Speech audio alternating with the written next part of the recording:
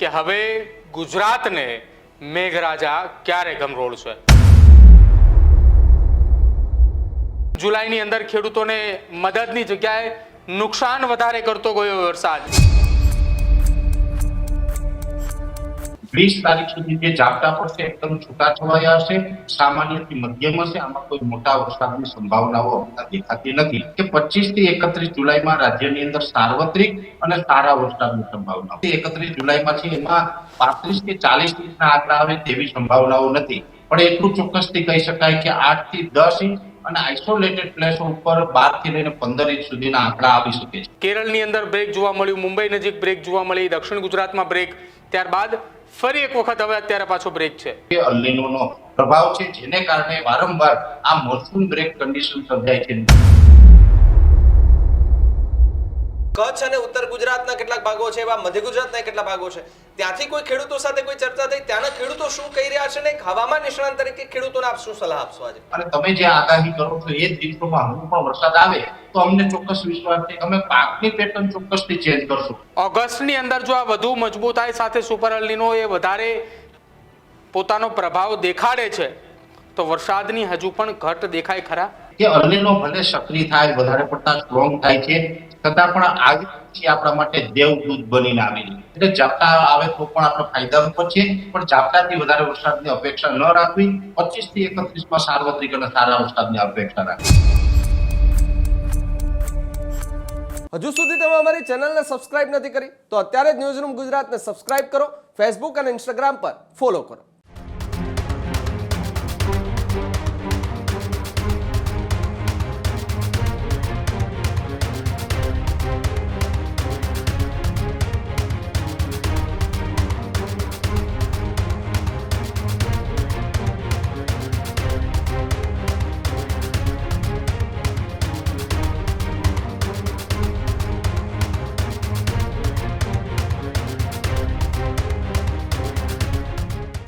નમસ્કાર, અમારી વિશેષ રજૂઆત ગર્જનાદ સાથે હું છું ભાવિક અને હું છું પ્રદીપ। આજના ગર્જનાદમાં ચર્ચા કરવી છે કે હવે ગુજરાતને મેઘરાજા ક્યારે ગમરોળશે।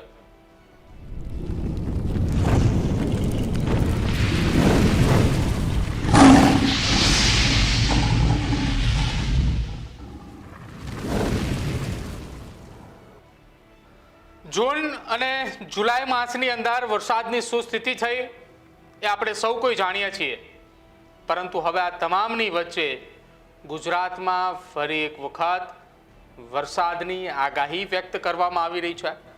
દક્ષિણ ગુજરાત, સૌરાષ્ટ્ર અને આખાય ગુજરાતમાં વરસાદની ફરી એકવાર આસ લઈને ખેડૂતો બેઠા છે। ખાસ કરીને એ તાલુકાઓ કે જ્યાં જૂન અને જુલાઈના આ 20 દિવસ સુધી હજુ પણ વરસાદ નથી પડ્યો, એ ખેડૂતોએ હજુ પણ આકાશ સામે મીટ માંડીને બેઠા છે કે હવે તો વરસ, કેમ કે કરોડો રૂપિયાના બિયારણો ફરી એકવાર વાવવાની તૈયારી સાથે ખેડૂતોએ હવે તૈયારી બતાવી છે। શું સ્થિતિ છે હવામાનની અને વરસાદની, શું શક્યતાઓ, ક્યારે ફરી એકવાર આખા ગુજરાતમાં સાર્વત્રિક વરસાદ, કેમ કે જ્યારે જુલાઈના પ્રથમ સપ્તાહની અંદર વરસાદ આવ્યો એ વરસાદ ખેડૂતોને ફાયદા કરતાં નુકસાન વધુ કરતો ગયો છે, ત્યારે હવે ક્યારે વાવણી અને ક્યારે વરસાદ, આ તમામ મુદ્દાઓને લઈને ચર્ચા કરવી છે। પરેશ ગોસ્વામી આપણી સાથે જોડાયા છે, હવામાન નિષ્ણાંત, સીધી જ ચર્ચા એ તેમની સાથે કરીએ। પરેશભાઈ, જૂન અને જુલાઈની અંદર વરસાદની શું સ્થિતિ રહી એ સૌ કોઈ જાણે છે। સુપર અલ નીનોની અસર આપણે સૌ કોઈ જોઈ। જુલાઈની અંદર ખેડૂતોને મદદની જગ્યાએ નુકસાન વધારે કરતો ગયો વરસાદ। આ તમામ પરિસ્થિતિમાં 60 જેટલા તાલુકાઓમાં વાવણી હજી સુધી નથી થઈ અથવા તો ત્યાં વરસાદ વાવણી લાયક નથી પડ્યો, એ જિલ્લાઓની શું સ્થિતિ, શું રહેશે આવનારા 4, 5, 6 દિવસ દરમિયાન વરસાદની સ્થિતિ?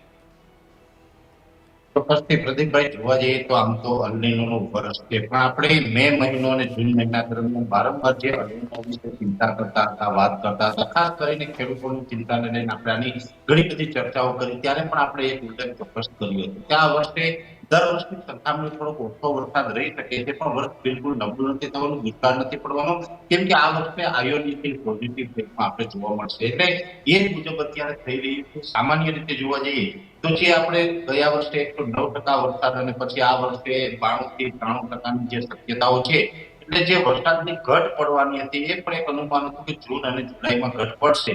જૂન મહિનામાં ઓલરેડી આપણે 100% ઘટ અનુભવી છે. જુલાઈમાં પણ જોવા જઈએ તો આમ તો જુલાઈમાં વરસાદ જુલાઈના પ્રથમ અઠવાડિયામાં જોવા મળ્યો, પણ એ પછીથી ગેપ છે. હવે જુલાઈના છેલ્લા અઠવાડિયામાં પડે તો પણ કહી શકાય કે જે ઓલ ઓવર ગુજરાતમાં જે દર વર્ષે જુલાઈમાં પડે એના કરતા તો આ વર્ષે થોડી ઘટ ચોક્કસથી અનુભવી રહ્યા છે. હવે અત્યારે જોવા જઈએ તો ગુજરાતની આસપાસ જે સિસ્ટમો સક્રિય હોય એના આધારે આપણે અપેક્ષા રાખી શકતા હોય છે. અત્યારે અરબ સાગર અને બંગાળની ખાડી બંને સક્રિય છે, જેમાં ખાસ કરીને અત્યારે જે 2 દિવસ પહેલા જે બંગાળની ખાડીની અંદર વેલમાર્ક લો પ્રેશર સિસ્ટમ હતી એ ઉત્તર ભારત તરફ આગળ વધી રહી છે, એટલે એમનો ગુજરાતને કોઈ ડાયરેક્ટ લાભ મળવાનો નથી. પણ જે મોન્સૂન ઓફશોર ટ્રફ સક્રિય થયો છે એ સાથે કચ્છ, ઉત્તર ગુજરાતના અમુક ભાગો અને પાકિસ્તાનના ભાગો ઉપર જે અપર એર સાયક્લોનિક હતું એને કારણે 15 તારીખથી રાજ્યની અંદર છૂટાછવાયા વરસાદની ઝાપટાની શરૂઆત થઈ છે. જો કે આ ઝાપટા છે પ્રદીપભાઈ લગભગ અમારું આંકલન છે એ મુજબ 20 તારીખ સુધી યથાવત રહેશે. 20 તારીખ સુધી જે ઝાપટા પડશે એકદમ છૂટાછવાયા હશે, સામાન્યથી મધ્યમ હશે. આમાં કોઈ મોટા વરસાદની સંભાવનાઓ હમણાં દેખાતી નથી. એ પછી 21 થી 25 તારીખમાં પણ જે વરસાદની ઝાપટા છે એ ચાલુ રહી શકે છે, પણ મોટો વરસાદ છે એમાં ક્યાંય દેખાતો નથી. પછી 25 થી 31 જુલાઈનું સેશન છે. અમે વારંવાર આ તારીખનો ઉલ્લેખ કરતા આવ્યા છીએ કે 25 થી 31 જુલાઈમાં રાજ્યની અંદર સાર્વત્રિક અને સારા વરસાદની સંભાવના, જેમાં ખાસ કરીને બંગાળની ખાડીની સિસ્ટમ હવે થોડાક દિવસની અંદર સક્રિય થવાની છે. એ સિસ્ટમનો ટ્રેક અત્યારે અલગ અલગ મોડેલો અને સેટેલાઇટના માધ્યમથી જે અમારું પ્રેડિક્શન છે એ મુજબ છત્તીસગઢના માર્ગે થઈ અને મધ્યપ્રદેશ અને મધ્યપ્રદેશ ઉપર થઈને પછી ગુજરાત ઉપરથી પસાર થાય તેવું અત્યારે એક અનુમાન છે, જેને કારણે ગુજરાતની અંદર સાર્વત્રિક વરસાદનો રાઉન્ડ આવશે. લગભગ 95% વિસ્તારને આવરી લેશે. 2-5% વિસ્તાર કદાચ બાકાત રહે, બાકી 95% વિસ્તારને આવરી લેશે. અને બંગાળની ખાડીની સિસ્ટમ છે તે સ્વાભાવિક રીતે મધ્ય ગુજરાત, ઉત્તર ગુજરાત, કચ્છ હોય, પશ્ચિમ સૌરાષ્ટ્ર હોય એને લાભ મળે. અને તમે જે ચિંતા વ્યક્ત કરી છે પ્રદીપભાઈ કે જે વિસ્તારમાં વરસાદ નથી એમના માટે શું, તો ખાસ કરીને જોવા જઈએ તો મોરબી, સુરેન્દ્રનગરના ઘણા બધા વિસ્તારોની અંદર વરસાદની ખેંચ છે. એ સાથે કચ્છ જિલ્લો છે એ પણ વાવણીથી વંચિત છે. એવી રીતે પશ્ચિમ સૌરાષ્ટ્રમાં દ્વારકા, જામનગર અને પોરબંદરના મોટા ભાગના વિસ્તારો છે એમાં પણ વરસાદ અત્યાર સુધી જોવા નથી મળ્યો. આ તમામ વિસ્તારની અંદર 25 થી 31 જુલાઈ દરમિયાન સારો વરસાદ થાય, સાર્વત્રિક વરસાદ થાય ને અમુક વિસ્તારમાં તો ભારેથી અતિ ભારે વરસાદ પણ જોવા મળશે. ખાસ કરીને ઉત્તર ગુજરાત અને કચ્છની અંદર ભારેથી અતિ ભારે વરસાદનો રાઉન્ડ આવે તેવી પૂરી શક્યતાઓ છે. એટલે જુલાઈ મહિનો પૂર્ણ થાય ત્યાં સુધીમાં એક વરસાદનો સારો રાઉન્ડ આવશે, સાર્વત્રિક રાઉન્ડ આવે તેવી પૂરી શક્યતાઓ અત્યારે દેખાઈ રહી છે. પરેશભાઈ, એક વાત એ પણ છે કે છેલ્લા 24 કલાકથી વિન્ડી હોય, આઈએમડી હોય, આ બધાની અંદર એક અપડેટ એવું આપવામાં આવી રહ્યું છે કે બંગાળની ખાડીની અંદર એક સિસ્ટમ જો સક્રિય થાય છે, ધીમે ધીમે એ મોટી થાય છે, એની અસર આવનારા સમયમાં જો ગુજરાત પર થાય તો શું ખરેખર જુલાઈ જેવો જે વરસાદ પડ્યો હતો એ જ રીતે જૂનમાં જે રીતે જૂનના એન્ડિંગમાં અને જુલાઈની શરૂઆતમાં જે રીતે વરસાદ પડ્યો એ જ રીતે જુલાઈના એન્ડિંગમાં અને ઓગસ્ટની શરૂઆતમાં આ જ રીતે પાછો વરસાદ પડી શકે ને એ પણ કચ્છ, ઉત્તર ગુજરાત અને મધ્ય ગુજરાતના જે ભાગો બાકી છે ત્યાં આ રીતે વરસાદ પડી શકે તેવી સંભાવના કોઈ? જો ભાઈ આપણે ભાવિકભાઈ, આમ તો વરસાદમાં જ્યારે ભારેથી અતિ ભારે વરસાદની સંભાવનાઓ હોય એટલે એમાં અમુક જગ્યાએ આપણે ક્રાઇટેરિયા નથી હોતા. ઘણી વખત એક દિવસની અંદર 8 ઇંચ કરતા વધારે એટલે કે 10-12 ઇંચ વરસાદ પડે તો એને પણ ભારેથી અતિ ભારે ગણાય, અને 20 ઇંચ પડે તો પણ અતિ ભારે વરસાદ ગણાય. જ્યારે આપણી જમીનની સપાટી પ્રમાણે એક દિવસમાં 12 ઇંચ વરસાદ પડ્યો હોય અને પછી વધારાનો જો 5 ઇંચ પડે અને 17 ઇંચે આંકડો પહોંચે તો પરિસ્થિતિ વધારે ગંભીર થતી હોય છે. જે જુલાઈ મહિનાના પ્રથમ અઠવાડિયામાં જે વરસાદ પડ્યો હતો, ખાસ કરીને દક્ષિણ ગુજરાત અને સૌરાષ્ટ્રના દક્ષિણ ભાગોમાં જે વરસાદ પડ્યો હતો એમાં તો અનેક વિસ્તારની અંદર એક જ રાઉન્ડની અંદર 35 થી 40 ઇંચ સુધીના વરસાદના આંકડા આવ્યા હતા. એટલે એ તો થોડું વધારે હતું. જે 25 થી 31 જુલાઈમાં છે એમાં 35 થી 40 ઇંચના આંકડા આવે તેવી સંભાવનાઓ નથી, પણ એટલું ચોક્કસથી કહી શકાય કે 8 થી 10 ઇંચ અને આઇસોલેટેડ પ્લેસો ઉપર 12 થી લઈને 15 ઇંચ સુધીના આંકડા આવી શકે છે. એટલે ગયા રાઉન્ડમાં થોડું વધારે હતું. જે વિસ્તારમાં 35 ઇંચ વરસાદ પડ્યો હોય, 40 ઇંચ વરસાદ પડ્યો હોય એટલો વરસાદ તો આ વખતે નહીં જોવા મળે. પણ આ વખતે એક મેન ફાયદાની વાત એ છે કે આ સાર્વત્રિક હશે, કોઈ વિસ્તારને બાકાત નથી રાખવાનું. એવરેજ 7 થી 8 ઇંચ, 10 ઇંચ અને અમુક જગ્યાએ 12 થી 15 ઇંચ, એટલે આ ભારેથી અતિ ભારે વરસાદનો રાઉન્ડ કહેવાય. અને આ રાઉન્ડ છે એ પણ ખાસ કરીને ઉત્તર ગુજરાત અને મધ્ય ગુજરાત અને સાથે કચ્છના ભાગોને વધારે લાભ આપે એવી શક્યતાઓ ચોક્કસથી અત્યારે અમને લાગે છે. પરેશભાઈ, ચાલુ વર્ષની સ્થિતિમાં એવું કેમ લાગી રહ્યું છે કે વારંવાર ચોમાસાની સ્થિતિમાં એ બ્રેક દેખાઈ રહ્યો છે? અને બ્રેક એ 2-4 દિવસ અથવા 3-4 દિવસ 5 દિવસ નહીં, પરંતુ 7-7, 8-8, 9-9 દિવસ સુધીના લાંબા બ્રેક જોવા મળે છે. કેરળની અંદર બ્રેક જોવા મળ્યું, મુંબઈ નજીક બ્રેક જોવા મળી, દક્ષિણ ગુજરાતમાં બ્રેક, ત્યારબાદ ફરી એક વખત હવે અત્યારે પાછો બ્રેક છે. જો પ્રદીપભાઈ, પહેલી વાત તો એ છે કે અલ્નીનો સક્રિય થશે એ વાત તો આપણે ઘણા ટાઈમથી કરતા હતા અને એ મુજબ અત્યારે પ્રશાંત મહાસાગરનું તાપમાન 2.5 ડિગ્રી સુધી ઉંચકાયું છે. એટલે અલ્નીનો સક્રિય થયો. હજુ તો આવનારા દિવસમાં અલ્નીનો વધુ સ્ટ્રોંગ થવાની શક્યતાઓ છે. એટલે કે ઓગસ્ટ અને સપ્ટેમ્બર દરમિયાન અલ્નીનો વધારે સ્ટ્રોંગ થશે. હમણાં જો અત્યારે આપણે જુલાઈમાં જે એક મોટો ગેપ અનુભવ્યો છે એની અંદર પણ ટેકનિકલ કારણ એવું હતું કે પ્રશાંત મહાસાગરની અંદર 22 નામનું જે ટોર્નાડો બન્યું હતું, જે તોફાન બન્યું હતું, જ્યારે પણ પ્રશાંત મહાસાગર છે એ બધું ગરમ થાય છે એટલે સ્વાભાવિક રીતે ત્યાં ટોર્નાડો અને સાયક્લોન બનવાની પ્રક્રિયા વધી જતી હોય છે. એટલે ત્યાં જે સાયક્લોન હોય કે ટોર્નાડો હોય તો એ બંગાળની ખાડી તરફથી પણ પવનને આકર્ષિત કરે છે, જેને વૈજ્ઞાનિક ભાષામાં કેશાકર્ષણ સિસ્ટમ કહેવામાં આવે છે. એ કેશાકર્ષણના ભાગરૂપે બંગાળની ખાડીના પવનો છે એ પણ પ્રશાંત મહાસાગર સુધી પહોંચ્યા. બંગાળની ખાડીનો ભેજ છે એ સંપૂર્ણપણે ટોર્નાડો, જે 22 નામનું ટોર્નાડો હતો, એમણે આકર્ષિત કરીને ખેંચી લીધો, જેને કારણે બંગાળની ખાડીની અંદર સિસ્ટમ છે એ ન બની, એને કારણે આપણે ગેપ આવ્યો. એટલે ઇન શોર્ટ જોવા જઈએ તો પ્રશાંત મહાસાગરનું તાપમાન ઊંચાયું છે, અલ્નીનોનો પ્રભાવ છે, જેને કારણે વારંવાર આ મોન્સૂન બ્રેક કન્ડિશન સર્જાય છે. જ્યારે અત્યારે ચોમાસા દરમિયાન જે ચોમાસું ધરી હોય એ ઓલ ઓવર ગુજરાત અને ઓલ ઓવર ભારતની અંદર ચોમાસું જે સક્રિય હોય છે, ત્યારે અરબ સાગર કે બંગાળની ખાડીની અંદર જો કોઈ સિસ્ટમ સક્રિય ન હોય તો જે મોન્સૂન ધરી છે એ ઉત્તર ભારત તરફ ખસી જતી હોય છે. અત્યારની પણ વાત કરવા જઈએ તો અત્યારે જે મોન્સૂન ધરી છે એ પંજાબ, ઉત્તર રાજસ્થાનના ભાગો હોય, યુપીના ભાગો થઈ અને મધ્યપ્રદેશ અને ત્યાં થઈને બંગાળની ખાડી સુધી લંબાઈ છે. હમણાં જે હવે મેં આપને જણાવ્યું કે 25 થી 31 સિસ્ટમ આવશે એટલે ચોમાસું ધરી ફરીથી દક્ષિણ તરફ આવશે. લગભગ ચોમાસું ધરીથી ઉત્તર ગુજરાત અથવા તો દક્ષિણ રાજસ્થાનના ભાગો સુધી આવી શકે છે. ત્યારે પછી આપણે વરસાદનો લાભ મળતો હોય છે. એટલે મેઇન વાત એ છે કે જ્યારે કોઈ પ્રશાંત મહાસાગરનું તોફાન હોય એ જ્યારે બંગાળની ખાડી કે અરબ સાગરનો ભેજ છે ખેંચી લે છે અને ત્યારે ચોમાસું ધરી છે ઉત્તર તરફ ખસી જાય અને એને કારણે આ એક મોટો ગેપ આવતો હોય છે. એવી જ રીતે આપણે જ્યારથી પણ શ્રીલંકાથી જ્યારે ચોમાસાએ શરૂઆત કરી તો શ્રીલંકાની અંદર પણ ઉત્તર ભાગો ઉપર ચોમાસું રોકાયું. એ પછી આપણે મહારાષ્ટ્રમાં પણ લાંબો સમય ચોમાસું રોકાયું. આપણે ગુજરાતમાં આવીને પણ એક વખત તો દક્ષિણ ગુજરાતમાં રોકાયું, બીજી વખત તો સૌરાષ્ટ્રના 50% વિસ્તારને કવર કરીને ત્યાં પણ રોકાયું. એટલે લગભગ 4 થી 5 વખત મોન્સૂન બ્રેક કન્ડિશન સર્જાય છે.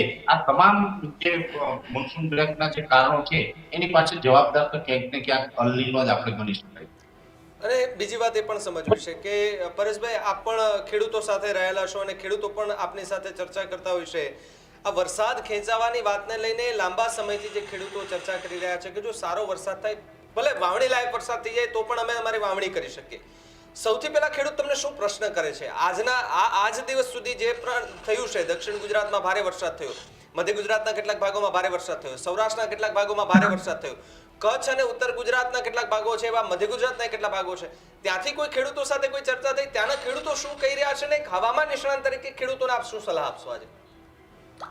જો ભાવિનભાઈ, આપણે આમ જોવા જઈએ ને તો લગભગ ઓલ ઓવર ગુજરાતના દરેક રિજનમાંથી ખેડૂતોના સંપર્ક મારે છે. આમ તો સૌરાષ્ટ્રના જે વિસ્તારમાં વાવેતર થઈ ગયું હોય, ભાવનગર, અમરેલી, સોમનાથ, જુનાગઢ, રાજકોટના ઘણા બધા વિસ્તારો, એ વિસ્તારના ખેડૂતના ફોન આવે ત્યારે સ્વાભાવિક રીતે વરસાદ વિશે પૂછે છે. પણ આપણે એવું કહીએ કે ભાઈ હજુ પણ તમારે 10 દિવસ વરસાદ માટે રાહ જોવી પડે, ત્યારે એમનો જવાબ એક ચોક્કસથી હોય છે કે કાંઈ વાંધો નહીં, 10 દિવસ તો હજી અમે ખેંચી શકશું, કોઈ ચિંતાનું કારણ નથી.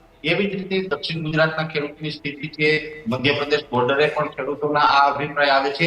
પણ જે વરસાદથી વંચિત છે, જેમાં પશ્ચિમ સૌરાષ્ટ્રના દ્વારકા, જામનગર, પોરબંદર અને કચ્છના જે ખેડૂતના ફોન આવે છે એની અંદર ચિંતાનો માહોલ ચોક્કસથી જોવા મળે છે. એમના માટે ખૂબ લેટ થઈ ચૂક્યું છે અને હજુ પણ ખેડૂતો એક એવી આશા રાખીને બેઠા છે કે પરેશભાઈ, તમે જે 25 થી 31 તારીખનું જે વરસાદનું એક અનુમાન આપો છો, જો એ વરસાદમાં પણ અમને સારો એવો વરસાદનો લાભ મળે તો અમે તો ખેડૂતના દીકરા છે, ધરતી ચીજને ધાન ઉપજાવીએ. અમે એ ધરતી માતાના સંતાનો છે, એટલે અમારે કોઈ ચિંતાનું કારણ નથી. બસ દ્વારકાધીશની કૃપા થાય અને તમે જે આગાહી કરો છો એ જ દિવસોમાં હજુ પણ વરસાદ આવે તો અમને ચોક્કસ વિશ્વાસ છે કે અમે પાકની પેટર્ન ચોક્કસથી ચેન્જ કરશું. એટલે કે લાંબા ગાળાની મગફળી હોય, G20 હોય, G22 હોય, 24 નંબર મગફળી હોય, અથવા તો બીજી હોય 128 નંબર મગફળી છે, આ બધી લાંબા ગાળાની મગફળી છે. આ નહીં, પણ ટૂંકા ગાળાની એટલે કે 90 દિવસે પાકતી મગફળી હોય એવી મગફળી પણ વાવશું. તલ છે, અડદ છે, મગ છે, આવા પાકના વાવેતર સાથે સોયાબીન છે, એરંડા તુવેર છે,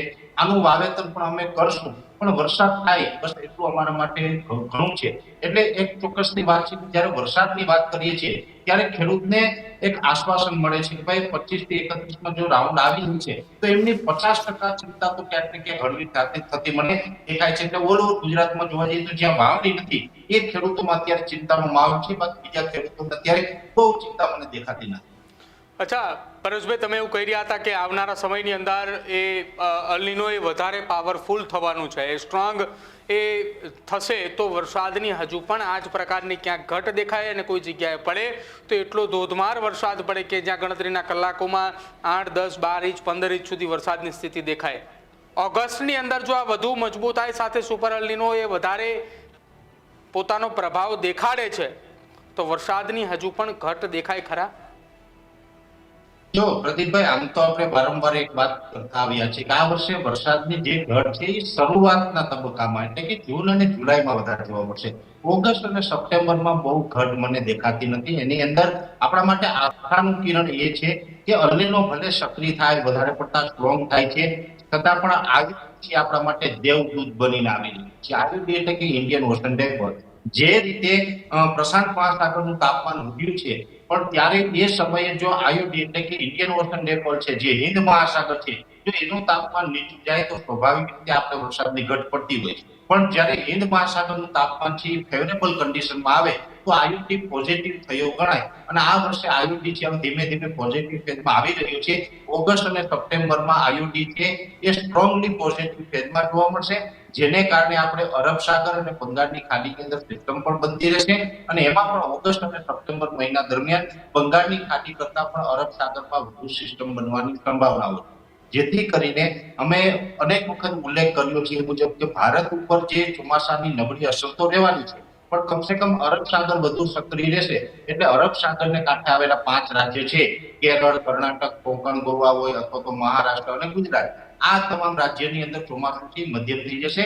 એટલે આયુડી છે હવે ધીમે ધીમે પોઝિટિવ ફેઝમાં આવી રહ્યું છે.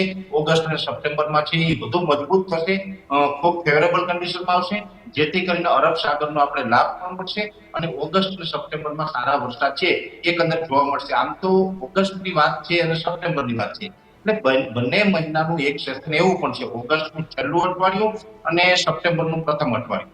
આની અંદર તો રાજ્યની અંદર અતિવૃષ્ટિ જેવા પણ વરસાદ જોવા મળશે. જેવી રીતે જુલાઈના પ્રથમ અઠવાડિયામાં આપણે ઘણી જગ્યાએ 35-40 ઇંચ વરસાદ નોંધાય, દાખલા તરીકે સૂત્રાપાડા હોય, માંગરોળ છે, કેશોદ છે, માળીહાટીના છે, અમરેલીનું ખાંભા, રાજુલા, મહુવા હોય, સુરત હોય વગેરે, આ તમામ વિસ્તારમાં જે પરિસ્થિતિનું નિર્માણ થયું હતું એના કરતા પણ વિકટ પરિસ્થિતિનું નિર્માણ છે એ 26 ઓગસ્ટથી લઈને 6 સપ્ટેમ્બર વચ્ચે થાય તેવી શક્યતાઓ પૂરી છે. કેમ કે એની પાછળ પણ ક્યાંક ને ક્યાંક અલ નીનો અને એ સાથે આયુડી પોઝિટિવ ફેઝમાં હોય તો કોઈ મજબૂત સિસ્ટમ બની જાય. અને જ્યારે સિસ્ટમ બને છે અને દરિયાઈ તાપમાન ઊંચું હોય તો જે દરિયાઈ તાપમાન છે કોઈ પણ સિસ્ટમને વધુ પડતા એનર્જી આપવાનું કામ કરતી હોય, સિસ્ટમ વધુ મજબૂત થાય અને સિસ્ટમ વધુ મજબૂત થાય ત્યારે આપણે અતિવૃષ્ટિ જેવા માહોલો થતા હોય છે.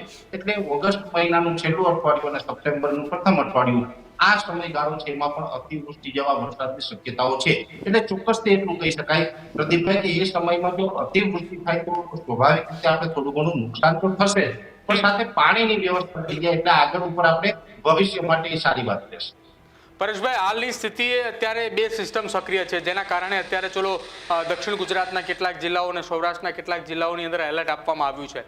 આ 2 સિસ્ટમ સક્રિય હોવાના કારણે આગામી કેટલા દિવસ સુધી આપ વરસાદ જોઈ રહ્યા છો? 7 દિવસ, 8 દિવસ, 10 દિવસ કે જેની સ્થિતિએ વાવણી લાયક પરિસ્થિતિ થાય? આપણે સૌથી વધુ ચિંતા એ વરસાદની, ભલે મહાનગરપાલિકાની અંદર વરસાદ ન પડે, જેમાં અમદાવાદ, સુરત, વડોદરા, રાજકોટ હોય, પણ જે વિસ્તારમાં જગતનો તાત એ ખેડૂત એ રોજ એ મીટ માંડીને બેઠો હોય છે કે અમારે વાવણી કરવી છે, અમારે વાવણી કરવી છે, એમના માટે આવનારા 7 દિવસ સારા રહેશે ને? પ્રદીપભાઈ, આવનારા 7 દિવસની અંદર સાર્વત્રિક વરસાદની હજી શક્યતાઓ નથી. હું આપને જણાવું છું, સાર્વત્રિક વરસાદ માટે તો 25 થી 31 જુલાઈનું સેશન છે એ જ આપણા માટે રહેવાનું છે. અત્યારે જો વાત કરવા જઈએ તો આજે 17 તારીખ થઈ છે, એટલે 25 તારીખ સુધી તો હજુ છૂટાછવાયા સામાન્ય ઝાપટાઓ જોવા મળશે, એટલે કે વધુ વરસાદની શક્યતાઓ નથી. અત્યારે યુએસી અપર એર સાયક્લોનિક જે સક્રિય થયું છે, મોન્સૂન ઓફશોર ટ્રફ છે એ પણ સક્રિય છે. સામાન્ય રીતે જ્યારે પણ મોન્સૂન ઓફશોર ટ્રફ છે જ્યારે સક્રિય થતું હોય ત્યારે આપણે ઝાપટા જ જોવા મળતા હોય. યુએસસી માં ઘણી વખત સારા વરસાદ જોવા મળતા હોય, તો અત્યારે જે યુએસસી છે એ કોઈ વધુ સ્ટ્રોંગ નથી. એ જે લોકેશન ઉપર યુએસસી ડેવલપ થયું છે એ લોકેશન છે દરિયાથી ઘણું બધું નજીક છે, એનો ટ્રફ છે એ દરિયાઈ સુધી લંબાતો નથી. જો એનો સ્ટીયર ઝોન બને અને સ્ટીયર ઝોન અરબ સાગર સુધી પહોંચી જાય તો સ્વાભાવિક રીતે એ સિસ્ટમ મજબૂત થવાના ચાન્સ હોય છે. પણ અત્યારે વેસ્ટર્ન ડિસ્ટર્બન્સની પણ સિઝન ચાલી રહી છે. અત્યારે ઉત્તર ભારતના પહાડો ઉપરથી WD એટલે કે વેસ્ટર્ન ડિસ્ટર્બન્સ પસાર થઈ રહ્યા છે, અને આનો જે આ યુએસસી નો ટ્રફ છે ઉત્તર તરફ લંબાઈ રહ્યો છે, જેને કારણે આ સિસ્ટમ છે મજબૂત નથી બનતી. એટલે આપણે 25 તારીખ સુધી માત્ર ઝાપટાથી જ સંતોષ રાખવો પડશે. પણ અત્યારે જે લોકોનું વાવેતર થઈ ગયું છે પ્રદીપભાઈ, એમના માટે તો આ ઝાપટા છે એ પણ ક્યાંક ને ક્યાંક અમૃત પ્રમાણ મારી દ્રષ્ટિએ ગણી શકાય. એટલે ઝાપટા આવે તો પણ આપણે ફાયદા ઉપર છે, પણ ઝાપટાથી વધારે વરસાદની અપેક્ષા ન રાખવી. 25 થી 31 માં સાર્વત્રિક અને સારા વરસાદની અપેક્ષા રાખવી. પરેશભાઈ, 25 થી 31 ની અંદર સારા વરસાદની અપેક્ષા રાખીએ, સારા વરસાદની આશા રાખીએ, ક્યાંક એવું તો નહીં થાય ને, એ પરિસ્થિતિનું પણ નિર્માણ નહીં થાય ને કે જેમ દક્ષિણ ગુજરાતની અંદર અને જુનાગઢના માંગરોળની વિસ્તારની અંદર થયું કે જ્યાં બેટની અંદર વિસ્તારો ફેરવાઈ ગયા, એવી પરિસ્થિતિનું નિર્માણ થાય એવી શક્યતા? જો આમાં બે વાત કરવી છે પ્રદીપભાઈ. ઘણા બધા મિત્રોને તમારી મારી વાત સાંભળીને એવું પણ લાગતું હશે ભાઈ સિસ્ટમ તો બનવાની છે, પણ વળી એન ટાઈમે પાછું એવું થશે કે સિસ્ટમ ખંડાઈ જશે તો વળી પાછા આમાંથી અમે વરસાદથી વંચિત રહેશું, આવો પણ ડર હશે. પણ મારા વર્ષોના અનુભવના અલગ અલગ માધ્યમોથી જે અમે પ્રિડિક્શન કરીએ છીએ, મારા અનુભવનું જે તારણ છે હું કહેવા માંગુ છું. કેમ કે કોઈ પણ વરસાદની સિસ્ટમ આવતી હોય એની સામે કોઈ એન્ટી સાયક્લોન હોય, અથવા તો એની ઉત્તર તરફ કોઈ મજબૂત વેસ્ટર્ન ડિસ્ટર્બન્સ હોય, અથવા તો કોઈ મજબૂત સાયક્લોનિક સર્ક્યુલેશન છે એની વિરુદ્ધ દિશામાં જ્યારે બને અને એમાં જો શિયર ઝોન છે એની સાથે કનેક્ટ થઈ જતું હોય ત્યારે સિસ્ટમ પંચાતી હોય છે. જ્યારે 25 થી 31 તારીખમાં જે સિસ્ટમ આવવાની છે એની અંદર કોઈ સાયક્લોનિક સર્ક્યુલેશન કે કોઈ હાઈ પ્રેશર એટલે કે એન્ટી સાયક્લોનિક સર્ક્યુલેશન અથવા તો મજબૂત વેસ્ટર્ન ડિસ્ટર્બન્સનો કોઈ પ્રભાવ પડે એવી શક્યતાઓ નથી. એટલે એટલું ચોક્કસ કહી શકાય 99% આ સિસ્ટમને ફંટાવાના ચાન્સ નથી. એટલે એમાં કોઈ ડર રાખવાની જરૂર નથી. બીજી વાત એ છે કે તમારો જે સવાલ છે કે જે અતિવૃષ્ટિને કારણે જે જુલાઈના પ્રથમ અઠવાડિયામાં થયું એવું થશે કે કેમ, તો એની અંદર એક વાત ચોક્કસ છે કે બંગાળની ખાડીની સિસ્ટમ છે એટલે સ્વાભાવિક રીતે મધ્ય ગુજરાત, ઉત્તર ગુજરાત, કચ્છ, પશ્ચિમ સૌરાષ્ટ્ર આને લાભ વધારે મળતો હોય છે. અરબ સાગરની સિસ્ટમ હોય તો જુનાગઢ, ગીર સોમનાથ, ભાવનગર, અમરેલી અને સુરત, વલસાડ, વાપી, નવસારી આને વધારે લાભ મળતો. એટલે આ બંગાળની ખાડીની સિસ્ટમ છે એટલે ઉત્તર ભારત સુધી, ઉત્તર ગુજરાત સુધી એ પહોંચે પ્રદીપભાઈ, ત્યાં સુધીમાં ઘણું બધું ટ્રાવેલ કરે છે. તે સિસ્ટમ છે એ મજબૂત હોવા છતાં પણ ક્યાંક ને ક્યાંક એ ત્યાં પહોંચીને વરસાદની તીવ્રતા એની ઘટી જતી હોય છે. એટલે આ જે સિસ્ટમ છે એમાં ભારેથી અતિ ભારે વરસાદ પડે છતાં પણ મેં આપને જણાવ્યું કે 7, 8 કે 10 ઇંચ અને આઇસોલેટેડ પ્લેસ પર 12 થી 15 ઇંચ, એટલે એનાથી વધારે વરસાદ જાય તેવી શક્યતાઓ નથી. પણ એક ચોક્કસ છે કે ઉત્તર ગુજરાત અને મધ્ય ગુજરાતના વિસ્તારો એવા છે કે જ્યાં ઝડપથી પાણીના નિકાલ નથી થતા, એટલે ત્યાં આ 15 ઇંચ કે 12 ઇંચ વરસાદ પડે તો પણ અતિવૃષ્ટિ જેવો માહોલ તો ચોક્કસથી સર્જાઈ જાય છે. એમાં પણ ખાસ કરીને હવે તો મહાનગરો છે ખૂબ ડેવલપ થયા છે, જેવી રીતે કન્સ્ટ્રક્શનનું કામ વધ્યા છે ને હવે જે મહાનગરોની અંદર પણ પાણીના નિકાલ માટે ઘણી બધી સમસ્યાઓ થઈ રહી છે. એટલે ઓછા ટાઈમની અંદર અમદાવાદ હોય, ગાંધીનગર હોય અથવા તો બીજા કોઈ એવા સેન્ટરો છે કે જેની અંદર વધારે વરસાદ પડે તો મુશ્કેલીનો સામનો તો ચોક્કસથી કરવો પડશે. પણ અહીંયા મને આપણા વડીલોની એક વાત યાદ આવે છે પ્રદીપભાઈ કે અનાવૃષ્ટિની નુકસાની કરતા અતિવૃષ્ટિની નુકસાની સારી. ભલે આમાં પણ નુકસાની થાય, અતિવૃષ્ટિ થાય એમાં પણ નુકસાની થાય, વરસાદ સાવ ન પડે તો પણ નુકસાની થાય, પણ વરસાદ પડે તો નુકસાની થાય ને એ ક્યાંક ને ક્યાંક આપણા માટે ફાયદારૂપ રહે. એટલે કદાચ નુકસાની થાય તો પણ અંતે તો કુદરતી આ બધી આફત હોય છે એનો આપણે સામનો પણ બધાએ કરવો પડશે અને એને સહજપણે સ્વીકારવી પડશે, તો અંતે આપણા બધાના ફાયદામાં હશે એવું ચોક્કસ માનવું. બિલકુલ, આભાર પરેશભાઈ જોડાવા બદલ અને માહિતી બદલ. તો ગુજરાતની અંદર આવનારા 25 થી 31 તારીખ દરમિયાન સાર્વત્રિક વરસાદની શક્યતાઓ વ્યક્ત કરવામાં આવી રહી છે. ખેડૂતો માટે સારા વરસાદની એ શક્યતાઓ વ્યક્ત કરવામાં આવી રહી છે કે જે ખેડૂતોએ જૂન મહિનાથી રાહ જોઈને બેઠા છે, જેમાં કચ્છના ખેડૂતો છે, ઉત્તર ગુજરાતના વાવ થરાદ બનાસકાંઠાના ખેડૂતો છે, જામનગર અને દ્વારકાના પણ ખેડૂતો છે, મોરબી પંથકના પણ ખેડૂતો છે કે જે હજી એ આકાશ સામે મેઘરાજાની એ મીટ માંડીને બેઠા છે કે હવે તો વર્ષ, અને હવે એ તારીખ પણ લગભગ નક્કી માનવામાં આવી રહી છે કે 25 થી 31 દરમિયાન સાર્વત્રિક વરસાદની સ્થિતિ છે. હાલના તબક્કે ગુજરાતની અંદર જે વરસાદ પડી રહ્યો છે એ બે સિસ્ટમ ગુજરાતની ફરતે સક્રિય હોવાના કારણે અત્યારની પરિસ્થિતિમાં હાલ દેખાઈ રહ્યું છે, પરંતુ હવામાન નિષ્ણાંત પરેશ ગોસ્વામીએ જેમ કહ્યું કે આવનારા એ ઓગસ્ટ મહિનાની અંદર પણ સુપર અલનીનો એ વધુ પાવરફુલ થતાં ક્યાંક તેની ઇફેક્ટ એ આવનારા સમયમાં ગુજરાત, મહારાષ્ટ્ર, રાજસ્થાન, આંધ્રપ્રદેશ સહિતના રાજ્યોની અંદર જોવા મળશે. જો કે તેની સામે લડવા માટે પણ સરકારે પૂરેપૂરી તૈયારી કરી નાખી છે. તમારા વિસ્તારની અંદર શું સ્થિતિ છે વરસાદની હાલની, અને વાવણી તમારા વિસ્તારમાં કયા કયા જિલ્લાઓમાં અથવા કયા કયા તાલુકાઓમાં થઈ છે, કેટલા તાલુકાઓમાં બાકી છે, કેટલા ગામોની અંદર બાકી છે, કમેન્ટ સેક્શનની અંદર જરૂર જણાવજો. જોતા રહેજો ન્યૂઝરૂમ. નમસ્કાર.